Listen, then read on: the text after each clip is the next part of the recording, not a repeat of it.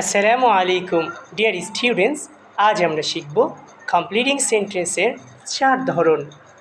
Number 1, infinitive, to plus verb. For example, he came to learn English.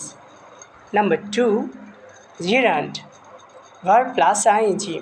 For example, reading books improves knowledge. Number 3, clause, that or who or which or because. For example, I know that he is honest. Number 4, conditional, if or unless. For example, if you study, you will pass. তোমাদের জন্য রয়েছে tips. যদি উদ্দেশ্য বোঝায় তাহলে হবে two plus verb, যদি কারণ বোঝায় বিকজ, যদি শর্ত বোঝায় তাহলে if or unless. Practice these 4 types daily, you'll master it easily.